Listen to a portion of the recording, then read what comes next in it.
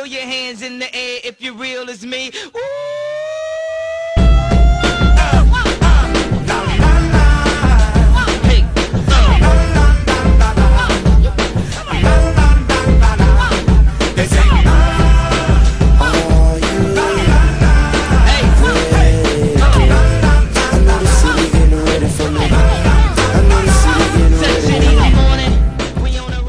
Welcome back to the MBH Podcast. Money Buys Happiness, Miami Buys Happiness, Season 7. Yeah, you okay? Everything's okay? Ernesto went on a shopping spree at Nike. I'm wearing such a tight shirt right now that like I wanted to show everyone what 2 weeks of Shake Shack will do to you if you don't do it carefully. And $5,000 at Nike. So if for the rest of the episodes he's only wearing Nike, you guys know why. I don't even wear our own merch. Actually, I got the socks on. I got the socks on. Show the socks. Show the socks. Ooh, fancy. Yeah, we're back in it. Yeah, we're back in it. We're back to doing this way. We're gonna start it off this way with me and you. This will be the second episode that we do this, where we just kind of start off with me and Ernesto, maybe chat shit a little bit, talk about what's going on, relevant in the world today. And with that being said, we're actually on the whitelist for some Bored Ape land. The Farr brothers inspired us. You know what? It's funny. So we recorded our Farr brothers episode. You guys have already seen it. It's already dropped at this point. But we recorded it yesterday. And they own a Bored Ape. And they were telling us that they were about to get heavily invested in the Bored Ape metaverse and buying fucking parcels of land. So we're like, damn, that's pretty hectic. And we should try that. And then shout out my guy GM, John Marco, always fucking hooking the kids up. He was able to get whitelisted, so he passed that off to us. So the kids are going to buy some land in the metaverse. GM, a.k.a. Good Morning. Yeah. A.k.a. Buongiorno. A.k.a. Buongiorno. You know, I call him BG. BG, Buongiorno. But yeah, we're about to get in that. About to invest some money in there. Yeah, we're actually going to sell the house we got here. And buy land in the metaverse. And just buy metaverse land. You know, it's about taking risk. Here's the thing, and I'm going to be so completely honest with you and everyone watching this. Please. Like, I don't even know what the fuck this land is even going to be for. It's for the apes. Like, okay, like, bro, I get it. So if you have an ape, you go here. Okay, but like, to relax. I get that. But like, you know what I'm trying to really say? It's like the reason I'm kind of like an old man when it comes to this shit, like where they're like, but bro, you're buying land in an imaginary place. And it's just like, how long does that actually hold value for? I don't know. The thing with that is like everything to me, when it comes to like many assets, many investments, a lot of them are, in my eyes, imaginary. No, I'm serious. Okay, but let's compare a piece of land. Even a US dollar is a piece of paper. You know what I mean? The value we put on that is based on what society dictates that means. Yes, fine, but okay. But let's compare a parcel of land in the ape metaverse, whatever the fuck it's called. The apeverse. Ape fucking verse, compared to buying a piece of land here in Miami. Like, there's a tangible thing. You see it, it never goes away. Unless you are an ape and you go into the land. For the apes, the land will be real. I know. You know what I mean? They're looking at us. The apes are looking at us. Like, look at these guys. These guys think that's real.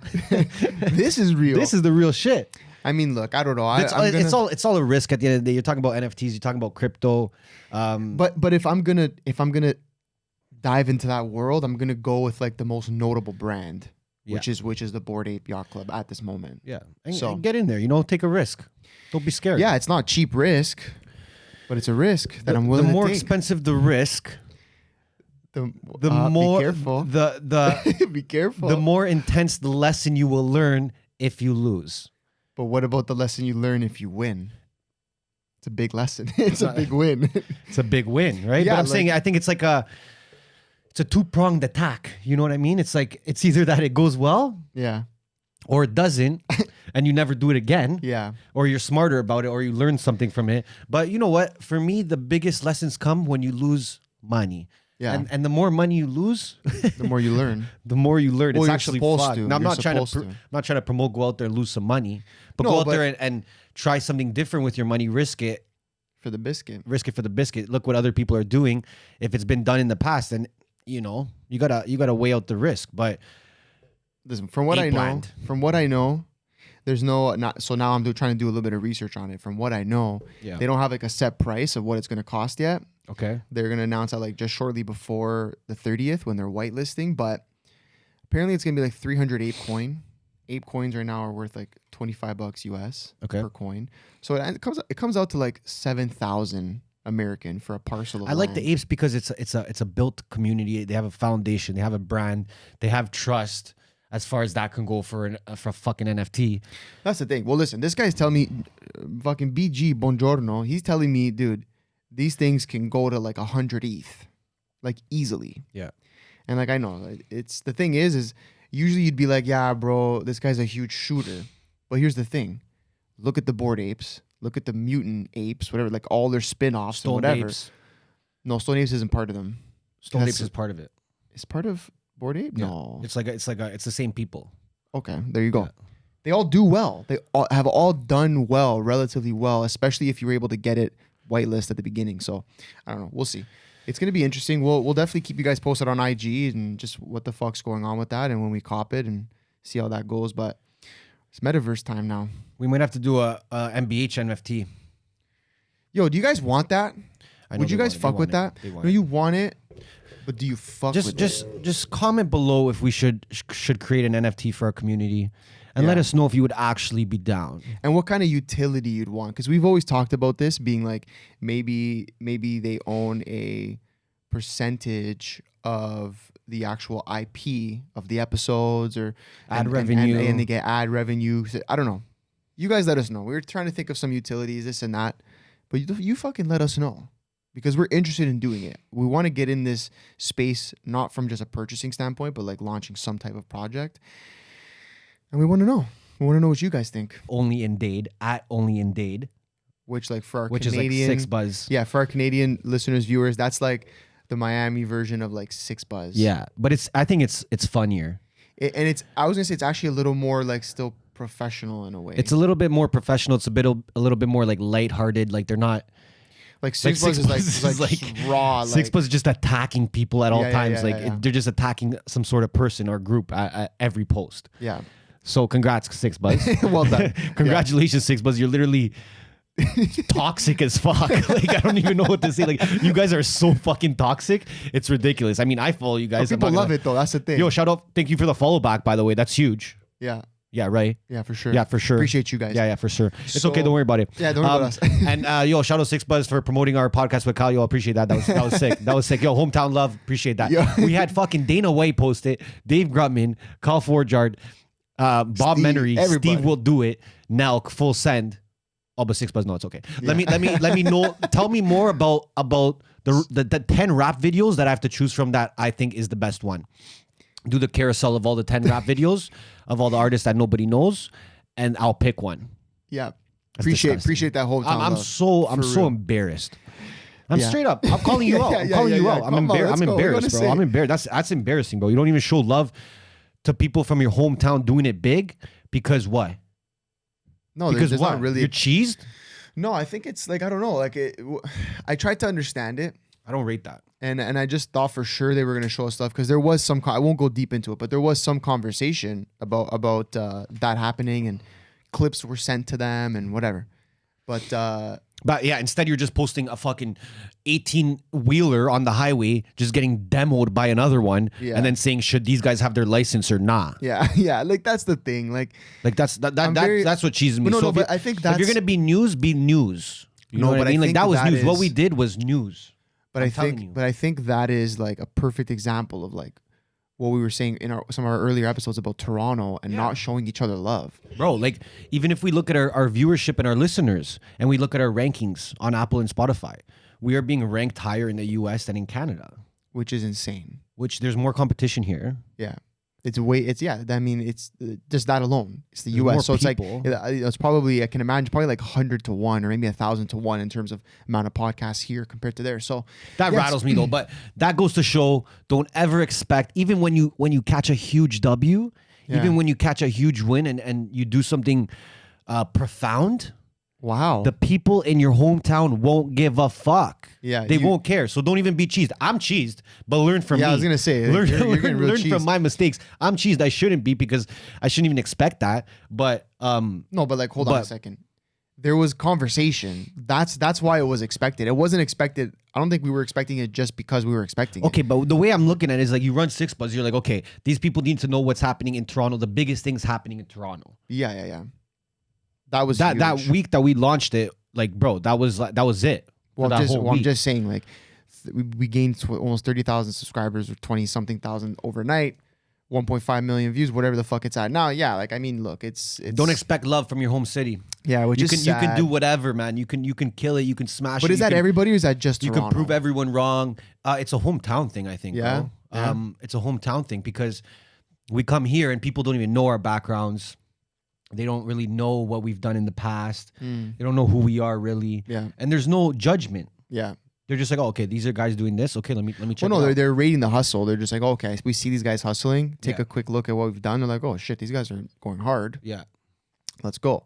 So, yeah, I don't know. It's You can catch a brutal. huge W and you still won't get love. It's brutal. It's And we've had brutal many to say many the guests least. come on the podcast and say that too. Like, you know what I mean? I remember Daniel G was saying that as well. Like, you could fucking Aaron Spivak said that as well. He's like, yo, don't like when you get that win, like don't expect like the phone calls to start and like that's not what it is. You know what I mean? I know. The biggest win, and those guests have won on like the biggest scales in life. You What's know? it gonna take? What do we need? Drake on the fucking pod for them to be like, all right, we'll post it. No. Even then, they won't They post post it. us on their backup account, Yeah, which and then they didn't that's- even tag us. That's embarrassing. That's embarrassing too. The backup account. Backup account, backup account, The backup back it up, account. back it up. Backup That's account, embarrassing. That's no embarrassing. tag. I didn't even want to say Y'all trying that to get 'cause I was, sued? I didn't want to say that because I was so embarrassing. Backup. We couldn't make the fucking page. Put him on the We backup got the page. backup. We're gonna put Doug Ford on the main page, and we're gonna put these guys on the backup page. Yeah. And the thing is like, oh, anyways, whatever. Dude, Okay, listen. Let's I'm talk. gonna make another backup page. I'm gonna make another 6 Buzz backup page. Let's talk a little quickly. Just quickly, I want to touch on it. My Toronto Raptors right now. They're going Game 6 tonight. Yeah, but Bello, I know about everything with Doc Rivers, and he blows the 3-0 leads. No, he's no. Hold on, I want to make this clear. No one has ever come back from being down 3-0. No, This would be the first time ever. No, there has been. No, dude. I just read this. He was the only one No, that before dude. has done this. No Doc Dude, Rivers. no one has ever come back from a 3-0 deficit. Not even LeBron James Nobody. He did 3-1. against Golden State. But I know, which is fuck. But 3-0's never been done. So here's the thing. It's like the perfect story for Toronto to do this because it's like Philly and Toronto have like such a rivalry over the last couple years. Yeah, And like it's just like it's a beef thing. it's a beef thing and like MB talking trash and fucking Ben Simmons dipping and he's trash and they're trash and Doc Rivers Ben Simmons is was trash. scared to play. Bro, did you see what I seen this thing today about he says he has a mental block that's making his back hurt. That's why he's not playing. No, I have those all the time. Anyways, Actually, I had one of those yesterday. Yeah, you're tashed. In my head. Yeah, I had this mental block and I couldn't even fucking walk. Yeah, but listen, I think the Raptors have a good chance now. They have momentum Yeah. And they're home. They're back home tonight. So, back home. Which is nice. But Philly's got some dangerous players. You know. you know what I mean? If you can see my face right now, I'm just. By the way, if anyone only listens to this pod, you really gotta watch it. Yeah. You really gotta watch it, bro. There's some facial expressions you can't miss. we go like we run the pod as if everyone's watching. Well, because like we're trying to push our viewership to watch because I feel like you just get more out of it Yeah. when you watch rather than and me too. Like I love watching pods. I don't listen to pods anymore at all. I used to listen. Like it depends on the pod. For me, if it's like something where I'm like, if it's like a Jordan Peterson and he's just like talking for 2 hours about just fucking. But I still want to see his face. I know what his face is gonna be. The thing about us is like you never know. Yeah, I know. You never know. You never know what never it's gonna know. look like in here, right? So So somebody pull up with a fucking purple Sergio Tacchini fucking bucket hat. You just never know. Speedos. Remember we were thinking about listen, the next merch drop. We're doing a Speedo. We're gonna drop Speedos Yeah. because it's needed. It's needed. We're trying to bring the Speedo back. You know what I mean? A nice Speedo with the text on the front that says "for sale." Yeah. Yeah. Oh, that's not Or bad. on the What about ass. on the ass? For sale. Everything's for sale. Guys, this guest might not even come. I know. I was gonna say, how long we running this? We're gonna run this. I don't know how long we've been running it, guys. Comment below how long it's been so far. You don't even know. Okay, But honestly, comment again and let us know what you think about like these pre-show shows. You know what I mean? Because No, for real, I'm yeah, feeling yeah. them. Me and Ant get into like a little bit of a flow, and then the guest comes in. They're a little bit more comfortable. We catch a vibe. A vibe. It feels like it's fucking like. You know what are those shows when people just walk out and start fucking talking? Like, this is like Ellen DeGeneres. Like, yeah. You know what I mean? Different guests are just gonna keep rolling. Yeah, in. I vibe with No. it. Okay, But he might not even come. should we just get controversial quickly? Yeah, no problem. But you don't even have to be quick. Quickly, slowly. How slow we want to go? Okay, so anyways, so I saw this thing. I was talking about it a little bit after. It's very like on the whole Twitter thing that's happening right now with Elon, my guy Elon. But yeah, it was I saw Donald Trump Jr. he posted, so he was showing like how many followers he gains a day. And then it was like showing like consistently. He was gaining like 2,000 followers a day, 2,300, 2,500, like in that range. And then ever since the news of like Elon that he bought it, and I know everyone's gonna be like, bro, he didn't buy it yet. There's so much that has to happen before. Fine. As soon as the news came out, dude, he's like, now he's gaining like 80,000 followers a day. Wow. And so he comes out and tweets and he's like, really weird how like now this news comes out that Elon's taking over and all of a sudden it feels like my account's not being shadow banned anymore. And then so then there's so many people in that thread now who are going like, yo, same thing for me. And they're posting like pre-Elon takeover announcement post and they're following That's on IG you're saying? No, it's just Twitter. Oh, Twitter. And so it's like, and then so I'm classic me. I'm diving deeper into this shit, and now it's just like all these people are saying like, "Yo, I'm getting so much more love just since the announcement." So he's like, "Oh, like Donald Trump Jr. is like, do you think like now they're gonna start unshadow banning people so that when he does the full takeover and has like full access to the back end, like he can't go around and be like, hey." Elon can't be like, hey, Donald Trump Jr., you've been shadow banned for the last 5 years.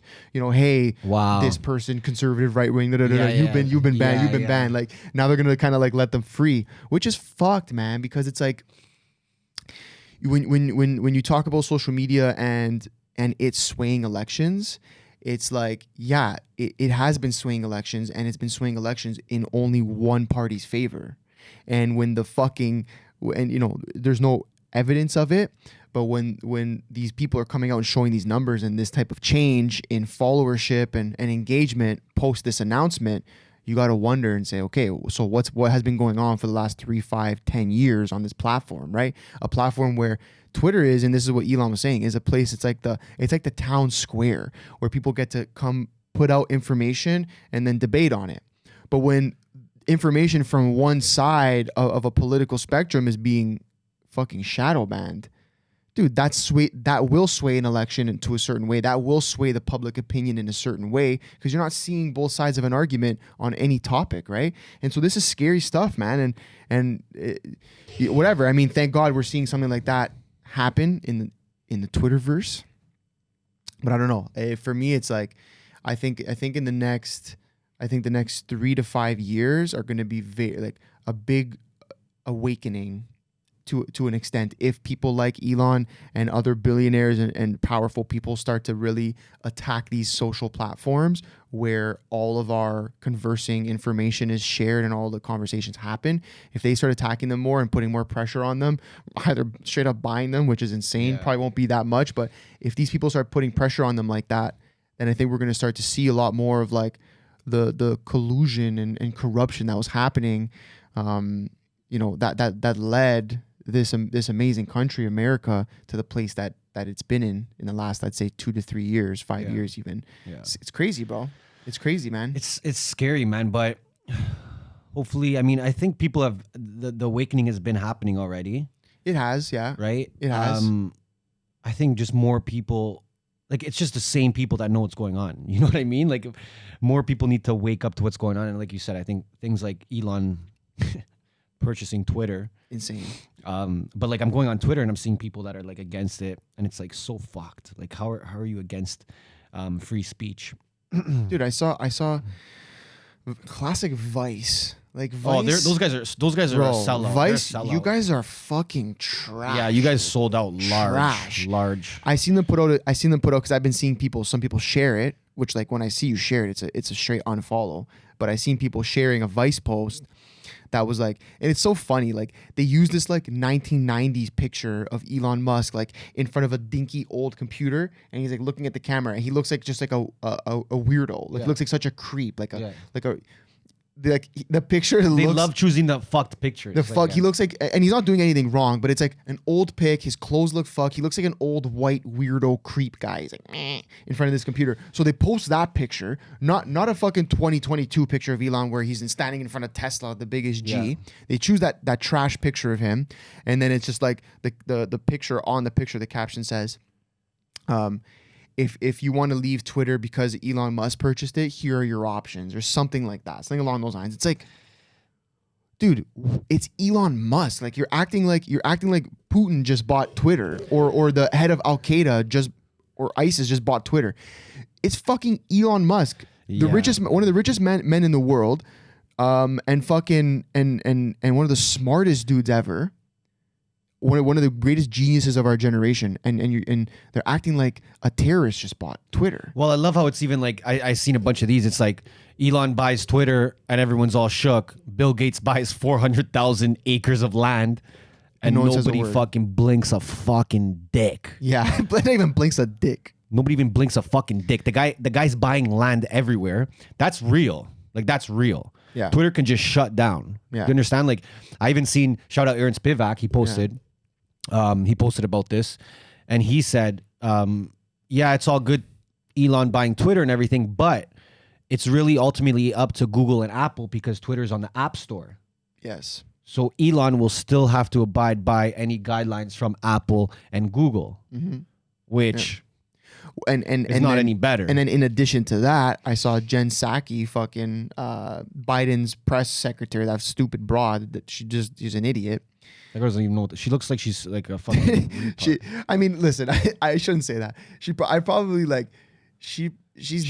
dealing with the worst president ever. Like to try and defend that guy, it's like it's literally whatever. You probably the signed up hardest. for the job. Yeah, fine, You whatever. signed up for Anyways, I saw her. So the announcement comes out. She does her like, I don't know if they do it daily or weekly, whatever. She does her thing, her little press conference. And she says how, and don't quote me on it, there's a certain bill that like monitors censorship within these platforms. Okay. And right away she says, we are going to, the Biden government is going to look back into this bill and see what we need to change now with the new ownership of Twitter, basically. Yeah. So it's like, oh shit, we have a guy who's not going to censor the right on a platform, so now we might have to go all the way to like creating a law so that he has no choice to do it. It's just like, it just proves that like sometimes it doesn't even matter how much you could be the richest man in the world and you still can't win against these fucking corrupt, Yeah.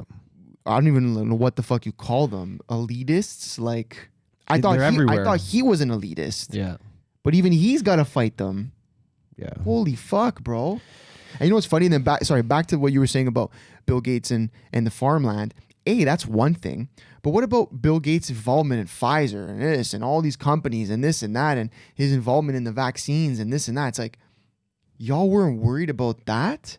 Because it was like, oh, Elon Musk, white, cis male, buying Twitter. It's showing the white superiority. And it's like, bro, but you were okay with another fat, super rich white dude controlling the vaccines that y'all were loving. You literally would have swallowed them. He literally set up a simulation of the pandemic in 2016. Yeah.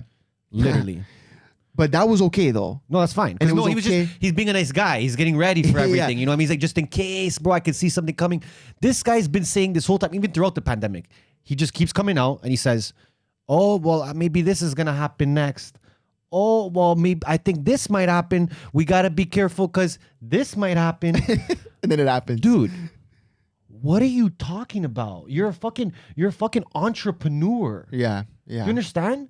You're an entrepreneur. You're a global leader Yeah. And an entrepreneur that's hinting out pandemics And then deadly viruses after you spent the last 10 years saying that the only way that the population could keep growing this way is if there's depopulation happening in some places, and the only way that depopulation can happen in some places is if there's a virus. Like he literally has done. He has said that. Yeah. So multiple times. But again, I think. But what are you gonna do? But no, I think it goes back to like I'm totally with you. But the point I'm trying to make is like, you're bashing Elon Musk for being this big bad billionaire that's buying Twitter and he's gonna do what he wants with it.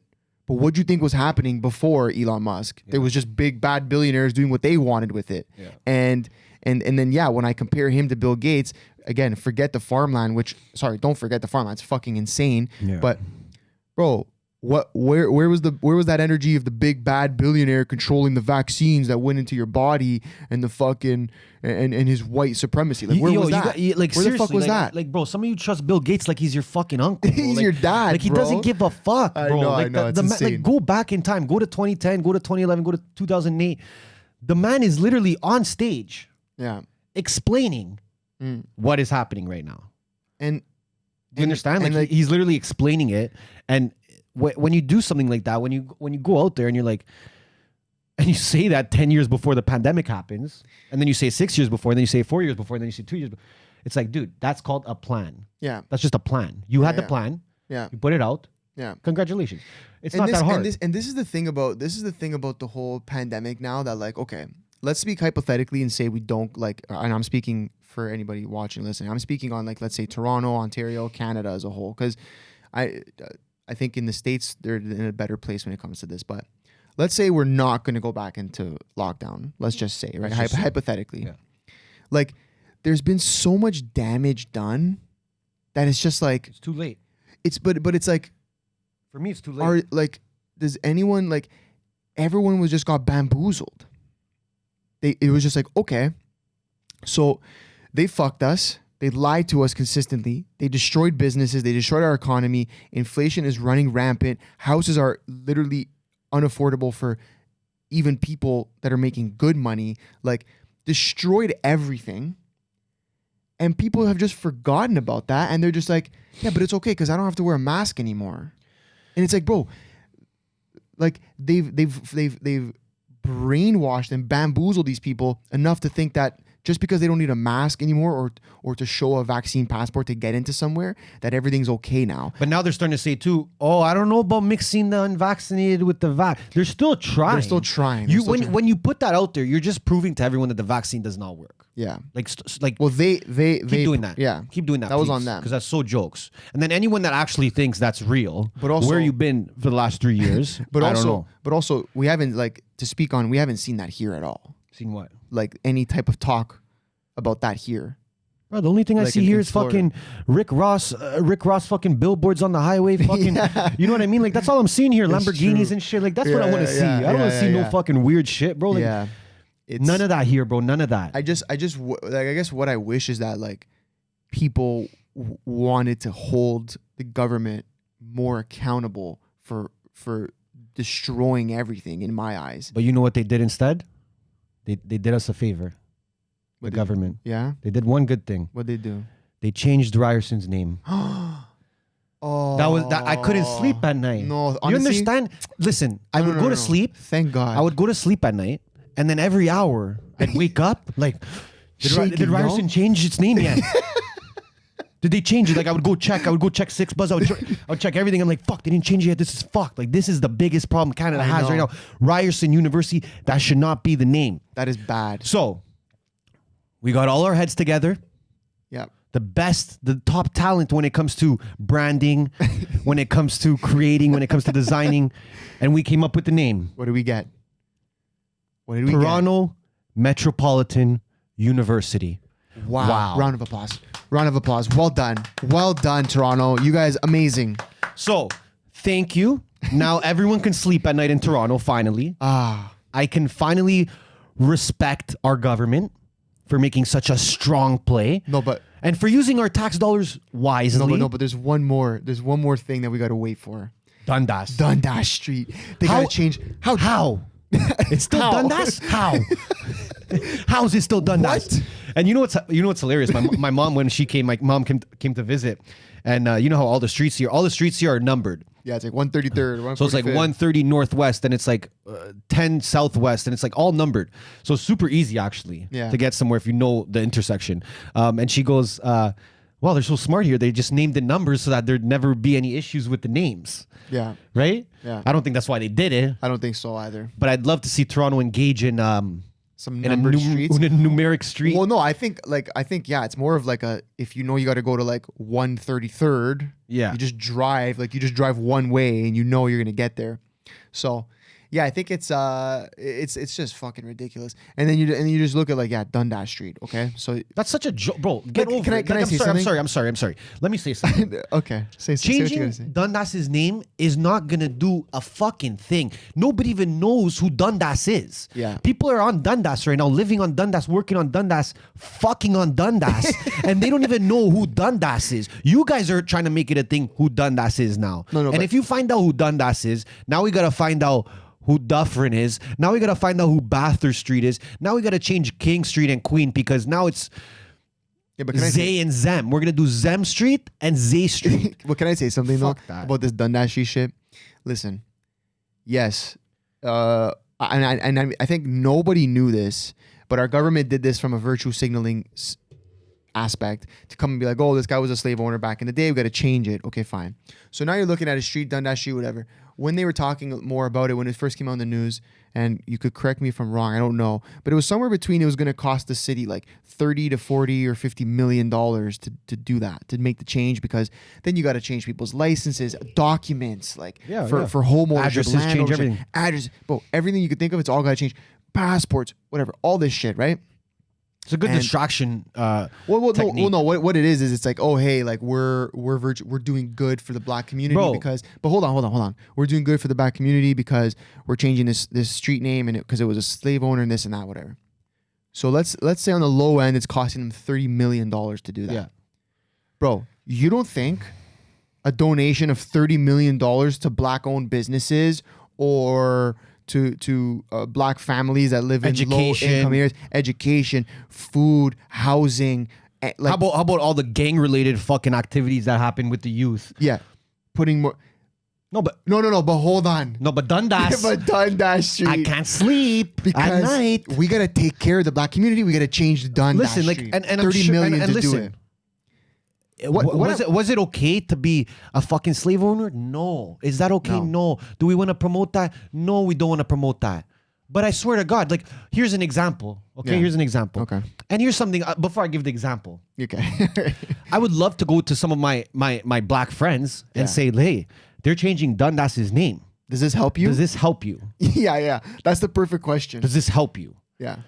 Okay. Okay. The thing is, you already know the answer, so it's fucking no. It does absolutely nothing. It just doesn't work. So okay, imagine the kids blow up, all right? Imagine me and this fucking guy over here, we blow up, all right? And then some fucking beauties decide to put statues of me and this guy outside of the soccer center. Wow, huge. Okay? Some nice statues, kids playing, whatever. And in 150 years from now, there's gonna be someone that says, "Oh, but bro, look what that guy said.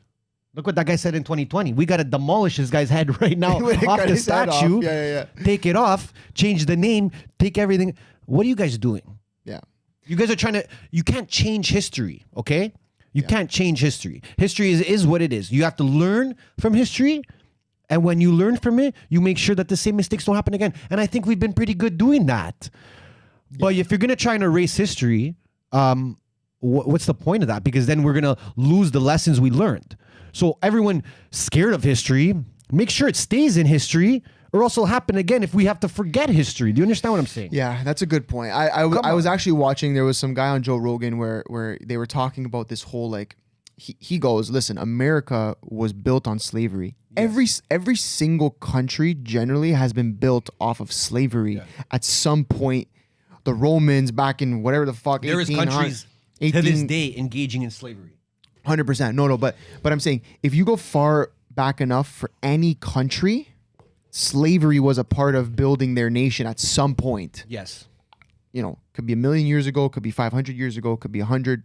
I'm just saying. Yeah. So it's like, it's like to try to like frame the United States as this like crazy racist like country. Like, sure, is there racism in America? Of course there is. I'm not saying there's not. Do I think that there is a positive change happening? From what I see, yes, and I could be wrong, but from what I see, yes. But this argument that this guy had on Joe Rogan he was saying, you know, United States was built on slavery, and George Washington was actually the biggest slave owner in America ever, and some crazy shit out like his teeth were actually like ripped out from slaves and fucked up shit. Anyways, and so then Joe Rogan goes, okay, fine, like yes, I understand all that, but like does that give people the right to go and like just, you know, remove these statues and shit like that? And this guy who he was talking to, I don't remember his name, he said yes. He's like, that gives people the right to remove statues because that's like, it's like the same thing as having like Jeffrey Dahmer or these like fucked up serial killers, statues of them up. And I'm like, listen, I see both sides of that argument, like where what you're saying, where it's like, but it's history. It's a part of the country's history, whether good or bad. And we need to make sure we don't forget it, because when we forget it, it will happen again. There you go. But I also see the other side of it where it's like, fuck, you don't want to have a statue of a guy who enslaved millions of people. I get it. But I get it. But I will say this. Between those two arguments, and I'm sure someone in the comments hit us if there's a middle argument or something that we're missing, but based on those two arguments from one side and the other, I'm still going to go with keeping the statues up and using that as a way to remember, you know, the history, and make sure that we still know, because I'm sure George Washington, I don't know, I'm not very good with American history, but I'm sure he did a lot of good things for the country, and also some things that back then were deemed okay and now aren't. Yeah. So it's like I think you keep the statues up and shit and whatever, so that we can remember the good things he did, but also remember the bad things he did and make sure it doesn't happen again in the country, right? I agree with you on that. You have to remember, in history, there's always like, there's always decisions that people have made that you have no idea what went into making them, or why they had to make it, or if they had any choice of making them, right? Like, you can even use a smaller example and just say in World War I or II, anyone that fought for Germany's army, you could say those people are a piece of shit. Yeah. Can't you? Yeah. And then like, and then okay, but then go back and say, did that guy even have a choice to go to war, or was he just gonna get killed if he didn't? Yeah. And like, and you didn't know any better. Like, you know what I'm trying to say? You also just didn't know any better. Like, you're fighting for your life. You know what I mean? Like, times, yeah. But this is what I'm saying. It's different times. Different so times. Like, it's culturally things are different. For me, listen, I can understand why some people are upset about the statues. That's for sure. My whole thing is that's what you're worried about, though. Yeah. Like, be worried about that, cool, but like, make that like the 100th thing on your list. Yeah. Because if you're worried about race, let's say, there's so many other things the government can be doing to help the whole racism thing. Yeah. There's so much more they could be the whole doing. Movement, yeah. And all they're doing is picking out these little things that will get people fired up and get them looking at it. Yeah. But like, at the same time, like I said, there's so much more you can do besides change a street name that I promise you, before the government said that, 99% of people didn't even know who or what was Dundas. Dude. And it will, I mean, you see what I'm saying? Like, instead of saying, okay, you know what? Like you said, let's build a foundation here for the youth of these communities, or let's do this, or let's do sports, let's do this, let's do this, let's get them a speaker to come in and talk to them and inspire them. No, we're gonna change a street name. Well, bro, and we're not talking about. And you're changing a street name that is literally like, maybe it's like 20 kilometers long, and you're saying you're doing this for a country, like.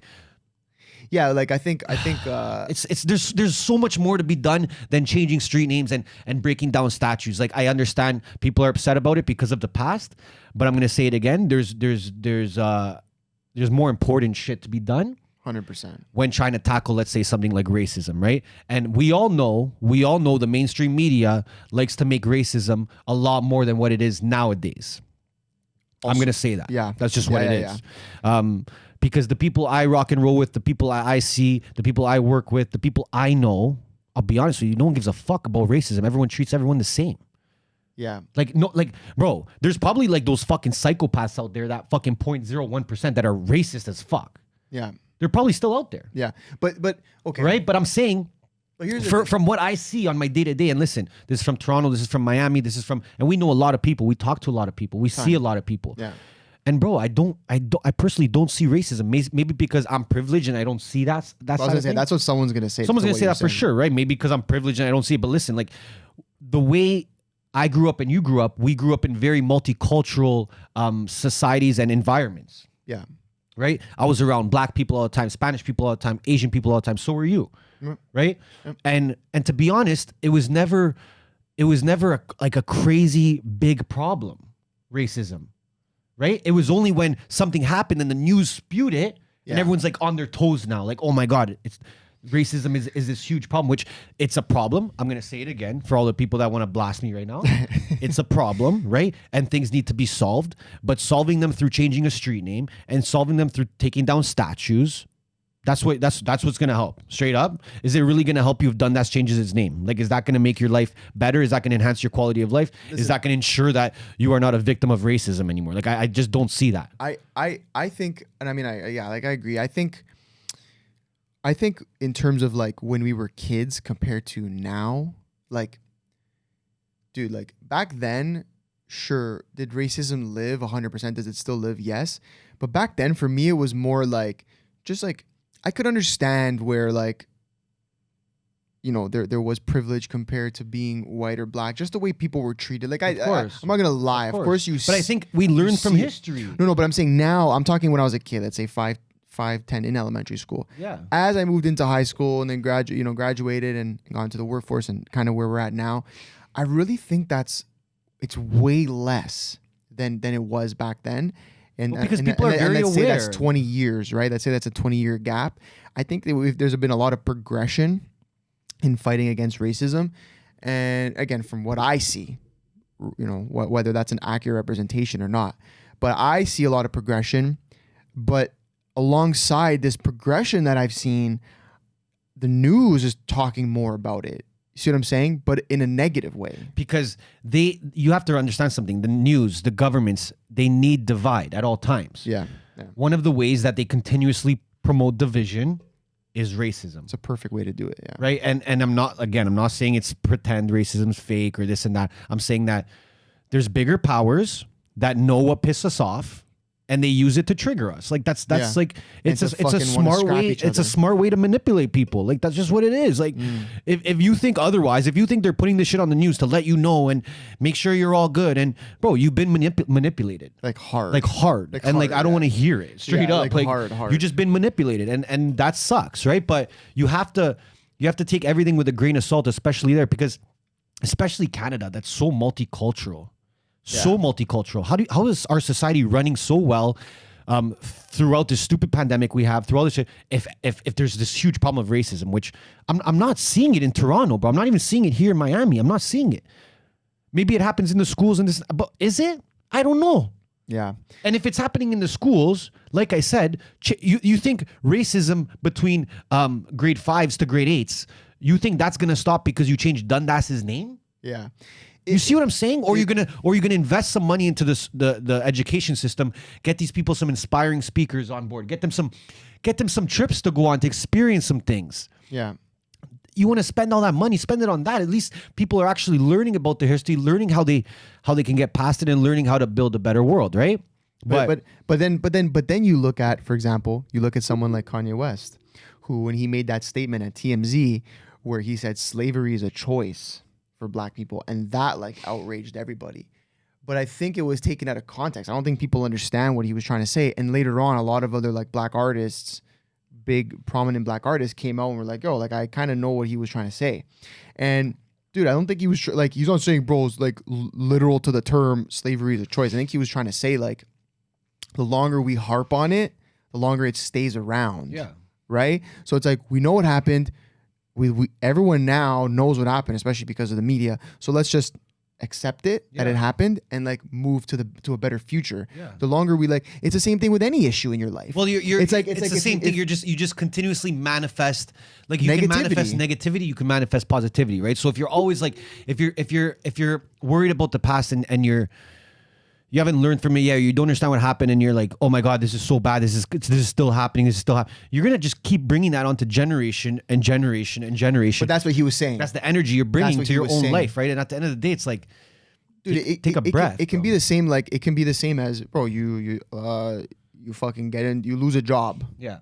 And then all of a sudden you get fired from a job, and now you're just harping over this job loss forever instead of going to get a new job. Yeah. Like instead of being like, okay, fuck it, I lost this job, cry for one day, I'm over it now, I'm going to get another one. It's I think that's the concept that Kanye was trying to say, is like, if we're harping over slavery that happened 400 years ago, how are we ever going to empower? Like, when do we start the empowerment stage? Yeah. Like, when do we start empowering each other? Yeah. Right. And of course, not speaking for every person in that group of people, but like, yeah, like when a majority of people in, let's say, the black community, for this example, are just harping over it and saying, fuck the whites and fuck these people and they're fucking, and this and that. And it's like, well, like, then and then here's the hard truth of it, is like, the elitists that we've been talking about this whole conversation on different topics, they seem to all be in that category.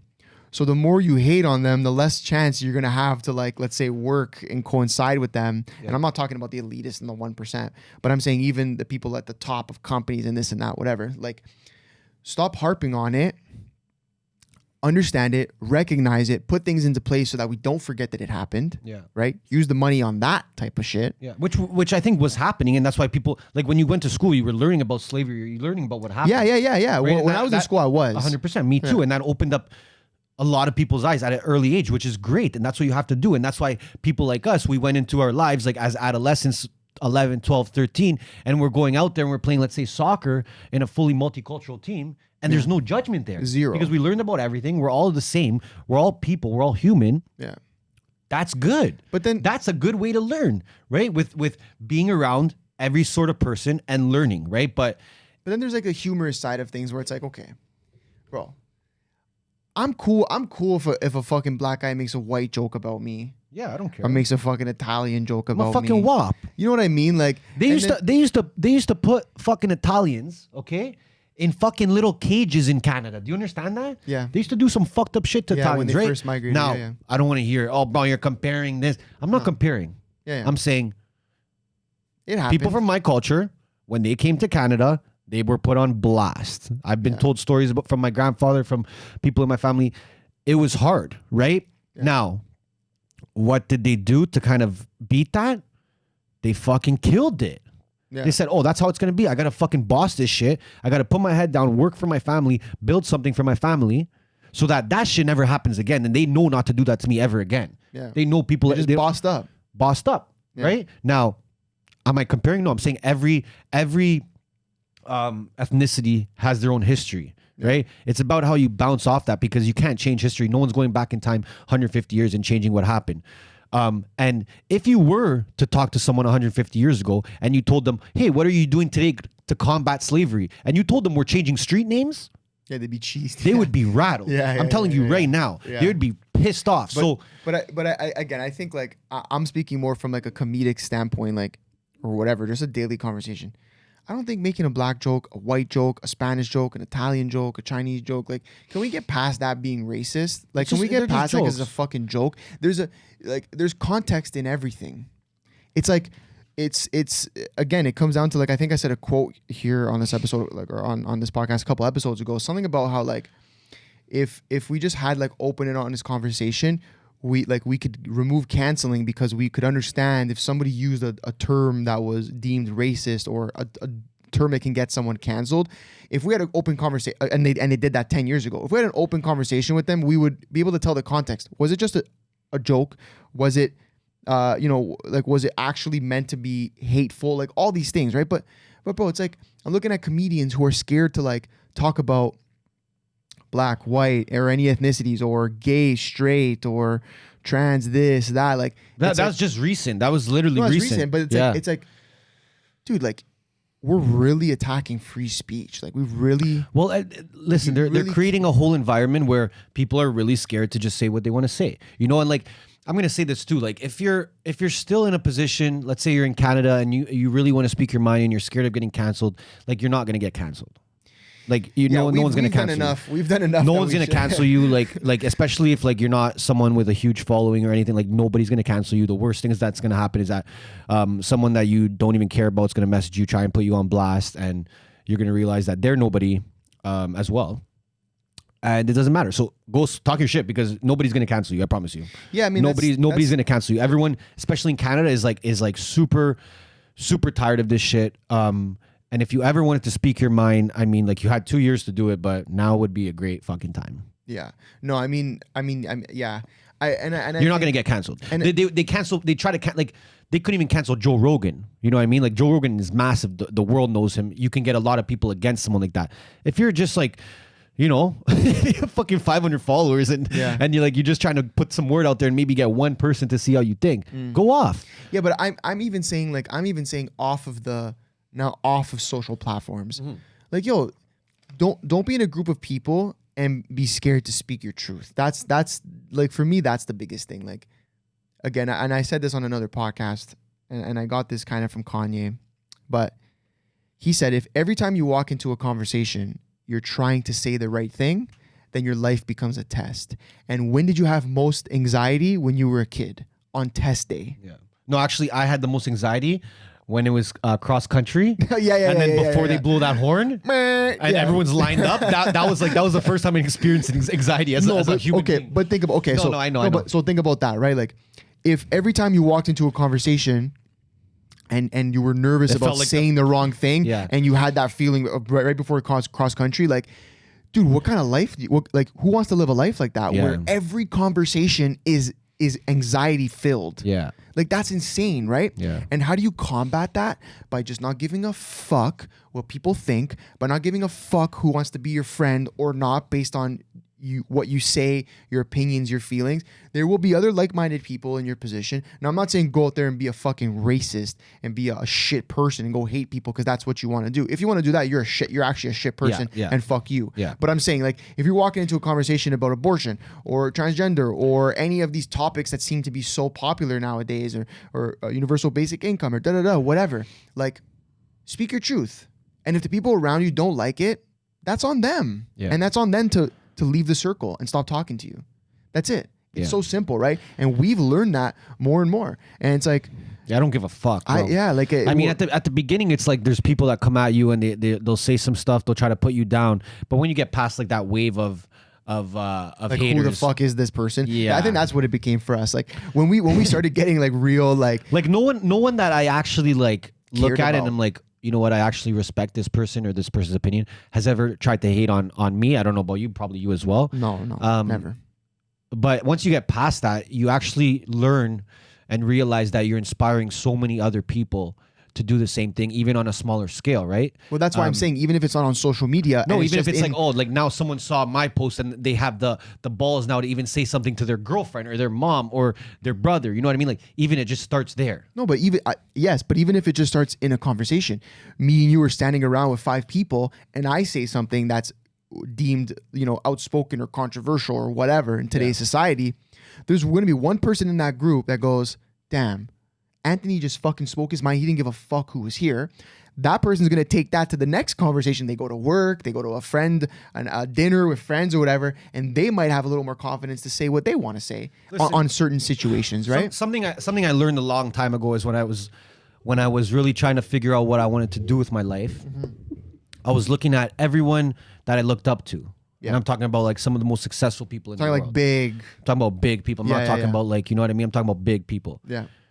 And the one thing I noticed about all of them is that they didn't give a fuck what people thought about them. Yeah. That's what I took from all of them. Yeah. Think about it. Yeah, no, everybody. Who is super successful in your eyes that like tiptoes and shit around what they want to do or what they want to say? No, they go for it. They say it, they do it, and that's it. Yeah. Boom. Yeah. You can't. The moment that you make your life about strangers, pleasing other people, especially strangers or whatever. Now, I'm not like, you can be in a service business that pleases other people, of course. But the minute that you start living your life day to day, minute by minute, in order to please other people by your actions or by what you're saying, you lost. Yeah, you will never reach. You already lost. You'll never reach your full potential because you're not even tapping into your potential because you're trying to make others happy with what they want to see from you, what they want to hear from you, right? So you're actually screwing up your own potential. Well, again, because you're not going to experience that potential because like you're gonna reach a point where you've done the most you can for other people, and you're gonna look around and be like, "Fuck, I didn't even do what I wanted." Well, no, it's like you're saying, like, or it's like I was saying, like, at that point you become your life is a test, and if you're always feeling like your life is a test, and every conversation and word that comes out of your mouth can be contested to some extent, then yeah, you never get to explore new ideas. And how do you grow if you can't explore new ideas, right? If you're not having conversation that's making you think differently and outside of the box, you won't grow. Well, it's the same. Okay, look Even at it as a person. Look at it this way: like if you're let's say you're part of the Apple creative team, okay? Yeah. And you need to sit down with the whole team now and discuss how you're going to make the iPhone 8 better into the iPhone 9. Well, how you think that happens? People are going to say stuff that others don't agree with. Someone's going to say, oh, camera on the front, not on the back. Someone's going to say camera on the side. But if they don't have that conversation, we don't get the iPhone 9.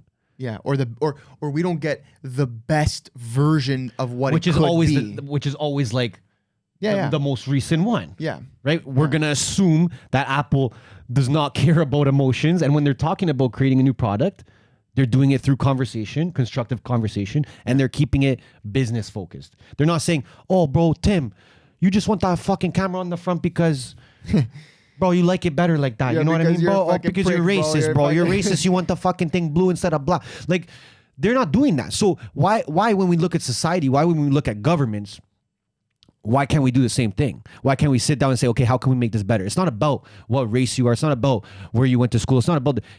Let's have a conversation of how we can make this better, bring everyone's experiences to the table, bring everyone's opinions to the table.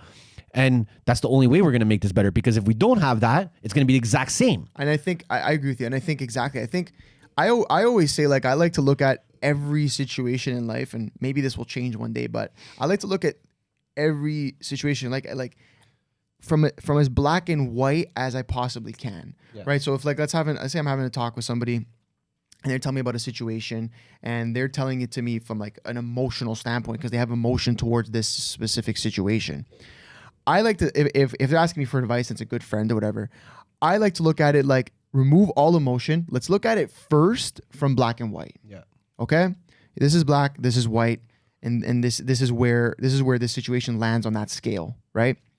Once you do that and you kind of establish, like, your opinion in that realm, that black and white realm, then you kind of can go to the next one and say, okay, now let's touch on the emotions and maybe why you feel this way towards that based on emotion. Yeah. But if you know where you stand on the black and white part first of that situation, and then you bring the emotion in, like, you can find that balance. Because I'm not saying everything in life is black and white. It's not. Of course. There are things where emotion and respect and principle come into play.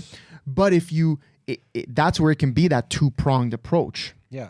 Black and white, just like straight facts, statistics, this is what it is. And then emotion, principles, morals, and things everything, like that. yeah. Morals, right? So it's like, but the problem is nowadays is we're seeing it in corporate, in companies and in government. We're removing the statistics, the black and white part, virtue signaling. and we're just virtue signaling the fuck. We're just fucking virtue signaling, you know, and just straight fucking emotion. Ukraine, transgender. Yeah. Dundas Street. Dundas Ryerson. Dundas Street is a fucking perfect example of what I'm trying to say. Yeah. Our government's saying, okay, there's a problem with racism, and we want to show the black community that we care about them and we want to help them. Perfect. How do we do it? Well, if we're looking at it black and white, we say, fuck, this is going to cost us $30 million. So from a straight factual statistics, black and white standpoint, this is going to cost $30 million. What else can we do with $30 million?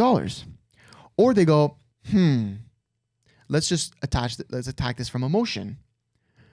Wow, the government is changing Dundas Street because he was a slave owner, and we're showing you guys that we care about you, and you should re-elect us again. The timing is amazing. Well, the timing is impeccable within Ontario. How long Dundas Street been there? Well, hold on a second. Just to say, in Canada, for anybody American listeners, because now we have a lot of them. Any of our American listeners, in Canada, we have provinces rather than states, and we're speaking specifically on the province of Ontario, where Toronto is inside. So this Dundas Street has been in Toronto forever. Like, the street downtown. It's forever. It's very prominent. It's been there forever. And we are coming up on elections for our premier, which is basically the person who runs the province, which in American terms would be like Ron DeSantis, the governor who runs the state. So we're coming up on that in June, I believe, in Canada, in Toronto specifically, Ontario.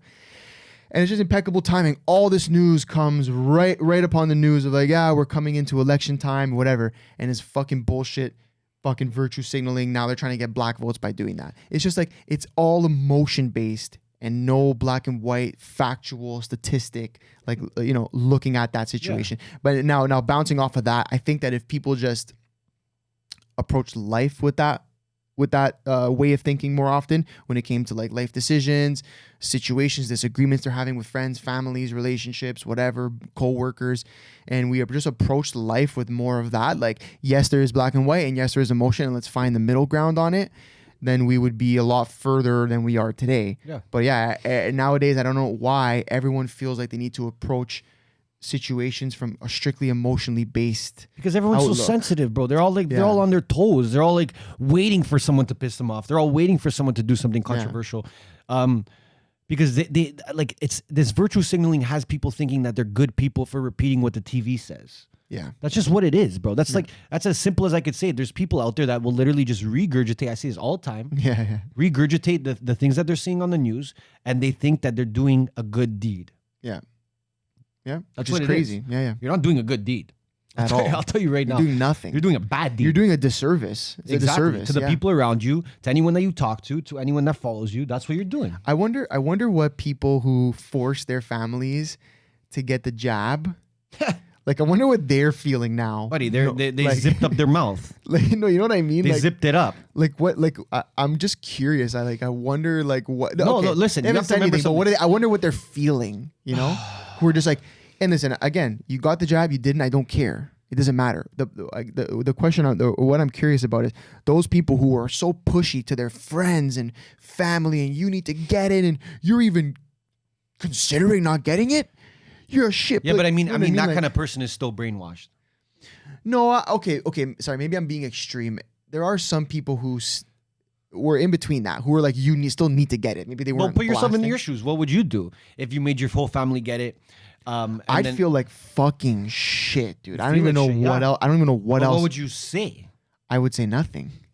Or actually, sorry, the new Anthony today would I'd honestly apologize, and I wouldn't apologize and be like, fuck, you shouldn't have got it. I would just say, listen, like, I shouldn't have pressured you into that, or I shouldn't have tried to force my opinions on you, because I can't even say facts because they weren't never facts. And even till today, anything that was put in the news about the Classic V has never been facts. We know that, and we learn more about that every day that Pfizer releases 10,000 papers at a fucking week. But yeah, I would, if I was one of those people, I would just apologize in the sense of like, I should never have pushed my opinions on you, you know? And it just like, it really just rattles me. I know, you get rattled. It really just rattles me. And like all these fucking mainstream media outlets like CBC and CP24 and even like BlogTO. Shout out my guy. Hold on. Shout out my guy Dave Portnoy for blasting BlogTO. Bunch of lefty losers, bro. Lefty losers. You guys are sellouts. Like, it's just like everyone who's a sellout is making it hella obvious now. I've been knowing who's a sellout, but like now you guys are making it real obvious. Like, it's in the comments and shit now. People realize what you're doing. The guy's a legend though. So give you some context on it. They apparently, BlogTO went around to like all these, or one of the editors or article writers at BlogTO went around and told like all these really prominent pizza spots in Toronto, like, hey, Dave Portnoy's coming to town. He's super controversial. You shouldn't like let him come do his pizza reviews there. Like, okay, literally so fucking stupid, because forget who Dave Portnoy is. When he does a pizza review, dude, like that place gets so much more business. Blows up. Because now people want to go try it. Because he's like, he gives his opinion on it and people want to go give their opinion on it. It's like, so you're basically telling businesses who for the last 2 years have gotten destroyed by our government because of these bullshit lockdowns. By listening to the government. You're telling them, hey, don't use this opportunity to try and rekindle some of the fucking money that you've lost over the last 2 years. Like, embarrassing. Literally embarrassing, BlogTO. But then my guy fucking Dave Portnoy, who will be on the show one day, comes out and just blows them to shreds. He tweeted, he's like, should I just Elon Musk block TO? Like, should I just cop them? Like, whatever. And then one of their employees comments like, or responds in the thread to his tweet and was like, we just got purchased for $15 million. So if that's how you want to use your money, go for it. Which, like, by the way, if Block TO got purchased for 15 mil, that's how much you guys, that's all you got. Trash. That's all you got. You guys did all that and then sold it for 15 mil. Ew. Like, I'm sorry. That's fucking embarrassing. Yeah, you guys had one of the biggest platforms in Canada, if not the biggest when it comes to that type of news before 6buds started posting it. And you guys now have adapted to now pushing propaganda instead of actually telling people what the fuck is going on in Toronto, which restaurant's opening now, which festival's happening there. That's when you guys were cool. But also, now you guys think you guys are fucking sick because you guys are talking about fucking politics. But you guys are sellouts. But that response to Dave Portnoy, that stupid, that just shows so much. That stupid person, it just shows like you literally don't even know what's going on. No. Because like you're talking to a guy who literally can throw money around like. He's fucking rich. Rich as fuck. Like 100 million rich. Oh, he just bought 15 million. You think $15 million is any? So he responds to that person. Amazing. And he goes, 15 mil, that's ashtray money. I'm like, bro, me and this guy were dying. I would love ashtray money? Mil. I don't even know what that means. But I fucking He literally saying an ashtray worth 15 mil. Oh, you think he's trying to say like I can literally I'll spend $15 million on an ashtray? Yeah. That's so legendary. Which is like legendary, so right? Like comment below which media outlet you hate the most in Canada. Yeah. I love that. Yeah. I would love to see that. Or just in general, even if it's American. We know CNN's fucking off the fucking shits, but yeah. So I guess to bring that full circle, to bring that full circle, our guest is not showing up. Yeah, I mean, yeah, we've been going at it. I don't even know how long we've been going at this one. We'll probably save it because we're gonna do one more before we end this season, me and you. And I don't want to talk on everything, but the people needed this episode anyways, so it doesn't matter. This. Yeah, we'll end it there. I mean, before we end it, be your own person. If you fucking force shit on people that you're realizing now was probably not the right thing to do, apologize.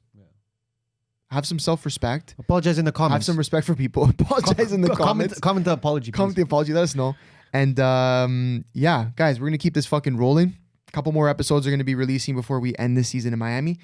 But it's been a fucking fun ride. And the next few are going to be, from what I'm understanding, pretty hefty. Anyone that still wants to buy merch, we still have the Como Sediche shirt. Yeah, Como Sediche shirt is still up. It's gonna literally, I'm gonna close that thing at a random time. So you literally, the time is ticking. The clock is ticking right now. Tick. And on that note, if you've made it this far, appreciate you. And you aren't subscribe, like the video, comment, let us know what you think. Let us know what you want us to talk. What do you want us to talk about? We had a lot of other things we asked you to comment. Just comment. Let us know what the fuck's good. Tell us just tell us how you are. Just tell us how you're doing. That's also good too. Even also, if you want to comment some stuff below for our next host episode, me and Anth are just going to be going at it. We're going to be trying to cover as many topics as possible. Yeah. Try to mix it up a bit. Some business talk, some marketing talk, some politics talk. Okay. On that note, guys, we love you guys. Thank you for watching. We are out.